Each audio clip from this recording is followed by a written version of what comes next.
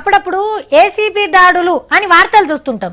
అంటే ఆందానికంటే ఎక్కువ కమాయించిండనో లంచం తీసుకుంటుండనో పట్టేస్తారు. ఇల్లును ఏసీబీలు జల్లెడ పడతా అంటే ఆఫీసర్ల తిప్పలు చూడాలి, కనబడద్దని ముఖం దాచుకుంటారు, చేతులు అడ్డం పెడతారు.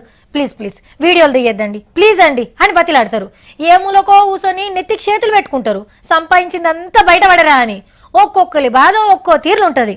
కానీ ఇప్పుడు మీకు ఒక ఆఫీసర్ని చూపిస్తాం. ఆయన ఏం చేసిండో చూడండి.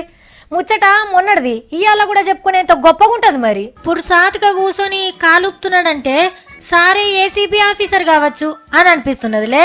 కానీ కాదు, ఏసీబీలకు దొరికిన అవినీతి ఆఫీసర్. పేరు భాస్కర్ రావు.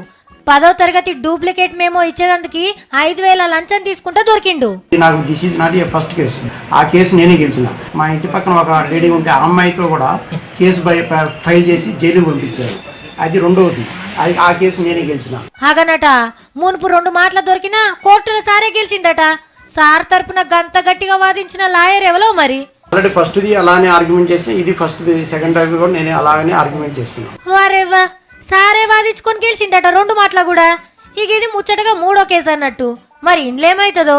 2 గెలిచినా నేను 3వది కూడా నేనే గెలుస్తాను, 4వది కూడా నేనే గెలుస్తాను అనుకున్నా. వామ్మో వామ్మో, 3ఏ కాదు 4వ పారు దొరికినా సారే గెలుస్తాడట. ఎంత నమ్మిక. సార్ ధైర్యాన్ని తారీఫ్ చేయాలి. కానీ 2 మాటల బాజాప్తా పట్టుకున్నా బయటకొచ్చి మళ్ళా గదే పనిచేస్తుండంటే లోపం చట్టంలో ఉన్నట్టుంది. అది గట్టిగా చేయనంత కాలం సార్ గెలుస్తూనే ఉంటాడు. ఏసీబీలు ఎన్ని మాటలు పట్టుకున్నా.